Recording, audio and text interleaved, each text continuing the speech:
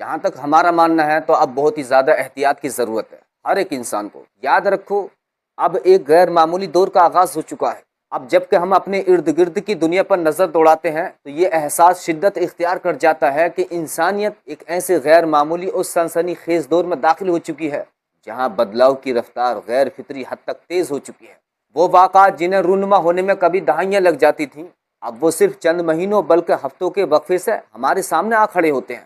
کیا آپ دیکھتے نہیں کہ کہیں زمین لرز رہی ہے، یعنی زلزلے شدت کے ساتھ آ رہے ہیں اور ہزاروں جانیں لمحوں میں ملبے تلے دب جاتی ہیں؟ تو کہیں بے لگام سیلاب اور خوفناک طوفان ہستی بستی بستیوں کو صفائی ہستی سے مٹا رہے ہیں۔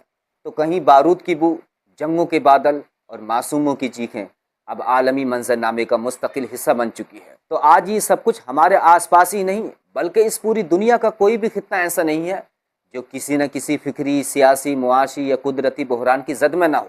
اس وقت ہر ایک طرف زمین پر کچھ نہ کچھ ضرور ہو رہا ہے، اور جو ہو رہا ہے تو وہ بہت ہی خطرناک، دل کو دہلانے والا ہو رہا ہے۔ دیکھیے، موجودہ عالمی منظرنامے کو سمجھنے کے لیے دنیا میں بنیادی طور پر 3 بڑے زاویے یا مکتب فکر پائے جاتے ہیں۔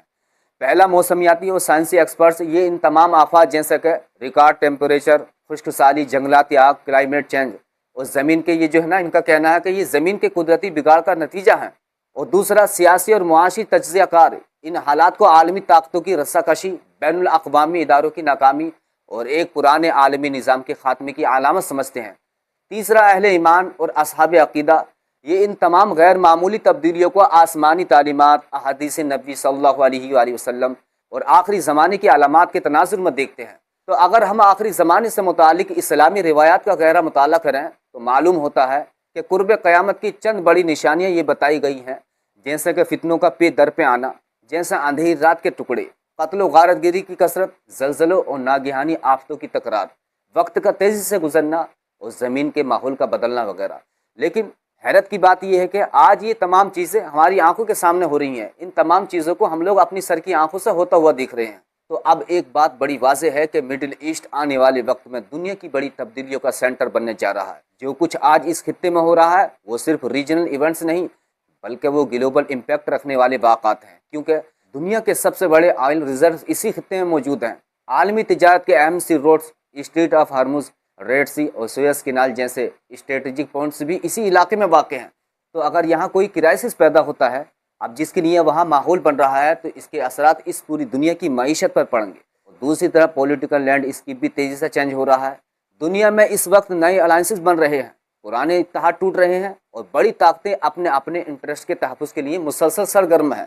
امریکہ، چین، روس اور یورپی ممالک سب کی نظریں اس خطے پر جمی ہوئی ہیں، اور کلائمیٹ چینج بھی ایک فیکٹر بنتا جا رہا ہے۔ آپ لوگ دیکھ ہی رہے ہیں، record temperature, heat waves, drought یعنی خشک سالی، واٹر کرائسس اور غیر معمولی بارشیں، زلزلے، سیلاب اس پوری دنیا کو متاثر کر رہے ہیں۔ اور کلائمیٹ سائنٹسٹ کا کہنا ہے کہ آنے والے برسوں میں پانی اور خوراک کے مسائل عالمی سطح پر بڑے چیلنج بن سکتے ہیں۔ اب ذرا غور کیجئے، نبی مکرم صلی اللہ علیہ وآلہ وسلم نے 1400 سال پہلے ہی ہمیں خبردار کر دیا تھا کہ دجال کا فتنہ اچانک نہیں آئے گا۔ اس سے پہلے دنیا ایک ایسے دور سے گزرے گی جہاں آزمائشیں بڑھتی جائیں گی۔ ایک روایت میں آتا ہے کہ رسول پاک علیہ الصلوۃ والسلام نے فرمایا، دجال کے ظہور سے پہلے 3 نہایت سخت قحط کے سال آئیں گے۔ پہلے سال اللہ رب العزت آسمان کو حکم دے گا کہ وہ اپنی بارش کا 1/3 حصہ روک لے، اور زمین کو حکم دے گا کہ وہ اپنی پیداوار کا 1/3 حصہ روک لے۔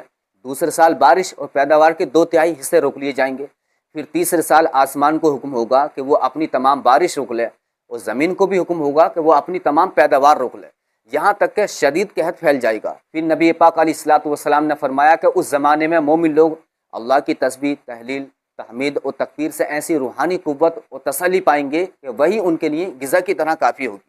تو لہٰذا اگر موجودہ حالات کا جائزہ لیا جائے تو ایسا محسوس ہوتا ہے کہ آنے والے چند سالوں میں اس پوری دنیا میں بہت بڑا بدلاؤ دیکھنے کو ملے گا، اور یہ مڈل ایسٹ صرف توانائی کا مرکز نہیں رہے گا بلکہ عالمی سیاست، اکانومی، ٹیکنالوجی اور انٹرنیشنل ریلیشنز کا بھی ایک اہم ہب بن سکتا ہے۔ اس لیے دنیا بھر کے تجزیہ کار، ریسرچرز اور ایکسپرٹس اس خطے میں ہونے والی ہر تبدیلی پر گہری نظر رکھے ہوئے ہیں، کیونکہ آج مڈل ایسٹ میں جو کچھ ہو رہا ہے وہ کل پوری دنیا کے مستقبل کو متاثر کر سکتا ہے۔ دیکھیے، یہ وہاں پر بڑھتی ہوئی کشیدگی اور عالمی طاقتوں کی دھڑے بندی واضح کر رہی ہے کہ دنیا کسی بڑی جنگ یا نئے جغرافیائی نقشے کی طرف بڑھ رہی ہے، اور یاد رکھو یہ وہی خطے ہیں جن کا ذکر ملاحم آخری زمانے کی بڑی جنگوں کی روایات میں بکثرت ملتا ہے، لیکن یہ حالات ہمیں کسی خوف یا مایوسی کی دلدل میں دھکیلنے کے لیے نہیں بلکہ بیدار کرنے کے لیے ہیں۔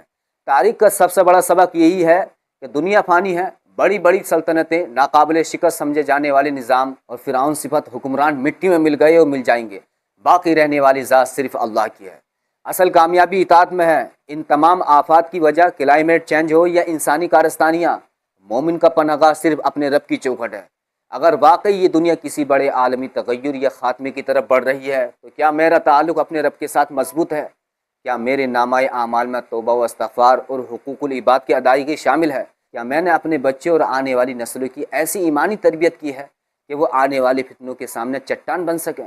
یاد رکھیں کہ آزمائشوں کے طوفان میں کشتی اسی کی پال لگتی ہے جو ظاہری ہنگاموں سے مروب ہونے کے بجائے اپنے اندر ایمان اور کردار کے چراغ کو روشن رکھتا ہے۔